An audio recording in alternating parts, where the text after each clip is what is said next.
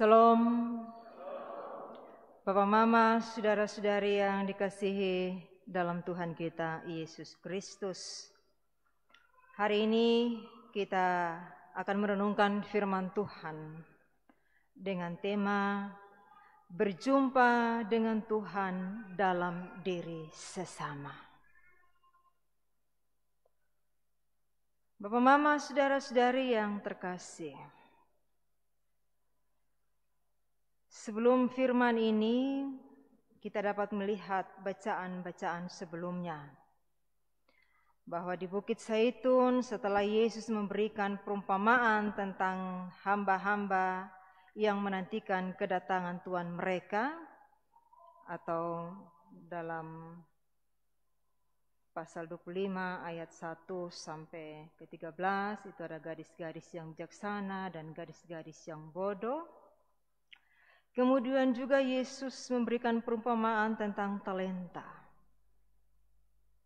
Dan setelah itu, bacaan kita ini memberikan pengajaran tentang peristiwa akan kedatangan Sang Tuhan. Bapak, Mama, saudara-saudari yang terkasih, Yesus akan datang kedua kalinya. Meskipun kita tidak tahu kapan waktunya, tetapi melalui cerita pemisahan antara domba dan kambing ini akan menjadi jawaban atas pertanyaan para murid tentang tanda kehadirannya dan tanda penutup zaman.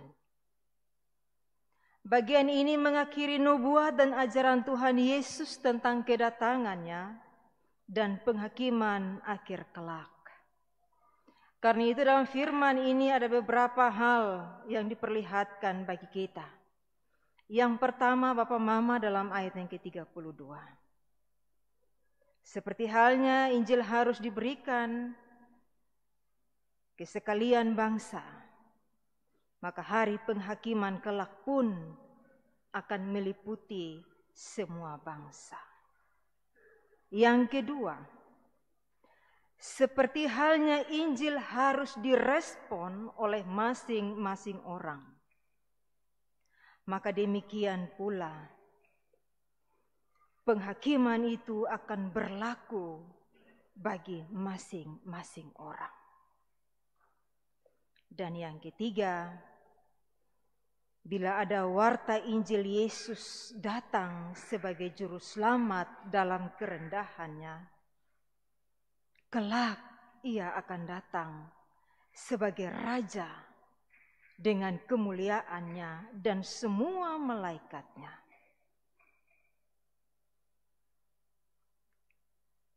Ketika itu, keputusan akhir kekekalan tiap orang akan berlaku. Nah, Bapak, Mama, saudara-saudari, pertanyaannya, atas dasar apakah keputusan kekal itu Tuhan jatuhkan kepada setiap orang? Tradisi Protestan mengajarkan bahwa selamat bukan karena perbuatan, tetapi karena iman kepada anugerah Allah dalam Yesus Kristus. Karena itu apabila orang menyambut Yesus dan karya penyelamatannya, orang yang bersangkutan akan selamat. Namun Bapak, Mama, saudara-saudari, pada bagian ini mengejutkan kita, di mana Yesus memberikan pengajaran terakhir tentang kedatangannya melalui pemisahan antara domba dan kambing. Yang dimaksudkan domba adalah orang-orang yang melakukan kasih. Dan kambing adalah orang-orang yang tidak melakukan kasih. Dan seolah kita diajarkan bahwa selamat itu jika kita berbuat kasih kepada sesama. Dan jika tidak berbuat kasih, maka dibuang dalam siksaan kekal. Dalam ayat 41 sampai 46. Nah, Bapak, Mama, saudara-saudari, jika demikian, Maka tentu perkataan ini menimbulkan pernyataan, Tuhan, bila mana kami melihat Engkau lapar? Bila mana kami melihat Engkau haus? Bila mana kami melihat orang asing, telanjang, sakit, bahkan dalam penjara, sehingga kami memberi Engkau makan, minum, tumpangan, pakaian, dan mengunjungi Engkau? Atas pertanyaan ini Yesus memberikan jawaban. Aku berkata kepadamu, sesungguhnya segala sesuatu yang kamu lakukan untuk salah seorang dari saudaraku yang paling hina, kamu telah melakukannya untuk aku. Dalam ayat yang ke-40.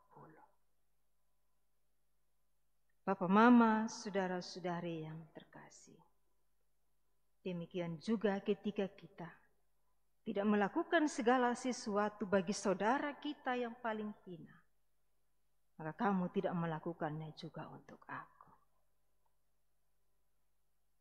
Bapak, Mama, pertanyaan untuk kita. Siapa saudara yang hina?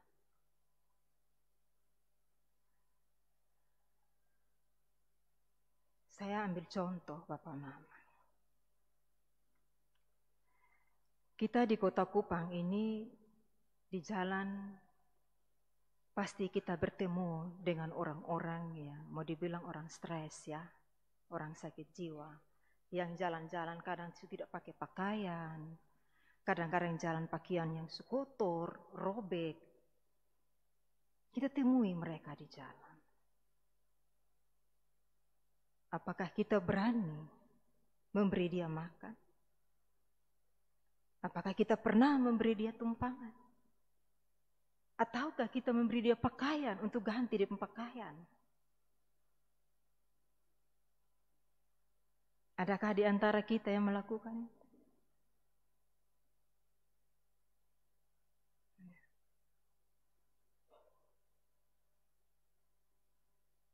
Atau bahkan ada cacian yang kita berikan bagi mereka. Bapak, Mama, saya pernah mengalami satu kali kami turun dari BTN mau antar anak saya sekolah di Citra Bangsa. Ada seorang yang stres, tapi dia kalau diajak bicara dia nyambung. Tapi pakaiannya sudah compang-camping. Jadi karena kita dari atas lewat masjid itu di Molava, kita karena macet jadi pelan-pelan. Memang lihat takut, takut.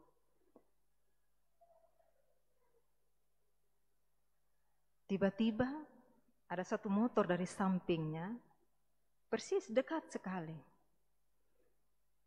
Memang lihat dia ada jalan seperti biasa, tapi tiba-tiba dia angkat tangan dan pukul ini orang kepala, kena helm. Bapak, Mama, apa kata yang diucapkan?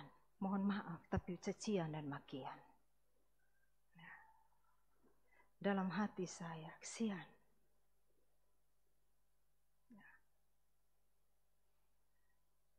Tapi semua ini kembali pada pribadi kita. Bagaimana kita memperlakukan sesama kita, apalagi orang-orang yang demikian. Masih banyak contoh yang kita alami, Bapak, Mama. Kalau saya tidak salah ingat, baru-baru di media sosial ada seorang SMA, kalau saya tidak salah, melahirkan di kamar mandi. Kalau saya tidak salah ingat, anak masih sekolah.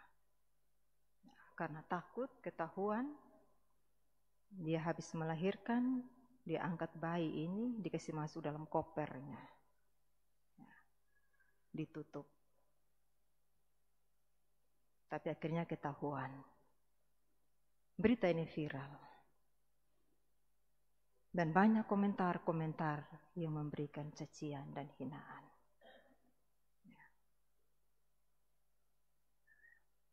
Bapak, Mama, saudara-saudari, kalau semua ini terjadi pada diri kita, apakah kita mampu mendengarkan setiap kata-kata yang dilontarkan atau komentar-komentar yang diberikan lewat media sosial? Terus terang bagi saya pribadi, ketika saya membaca, saya merasa sakit hati. Kita tidak tahu keadaannya seperti apa sampai dia harus berlaku demikian. Tapi paling tidak sikap yang perlu kita ambil adalah kita mendoakan. Mendoakan dia, mendoakan diri kita, anak-anak dan keluarga kita, supaya tidak mengalami hal demikian. Mungkin saya pikir itu hal sederhana yang perlu kita lakukan. Nah, Bapak, Mama, saudara-saudari yang terkasih, saya rasa banyak sekali hal yang akan kita jumpai dalam keseharian kita, dalam diri kita, dalam keluarga rumah tangga, dalam pribadi suami, istri, anak-anak, orang tua yang menjadi sesama kita. Dan tentu kita juga harus dapat berlaku, memandang mereka adalah diri Yesus yang nampak.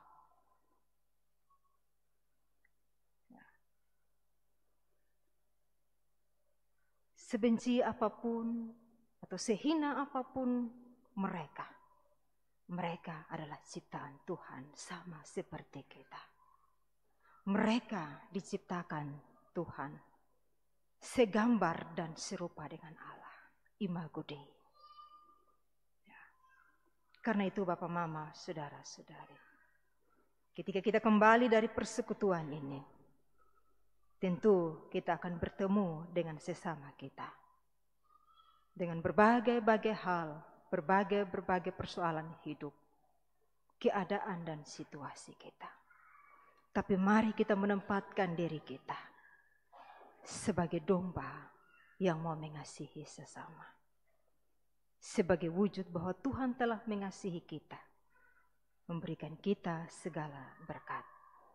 Maka kita pun mampu menyatakan syukur itu lewat pikiran, perkataan, dan perbuatan-perbuatan kita setiap hari bagi sesama kita, terutama bagi orang-orang yang terhilang dan lain sebagainya.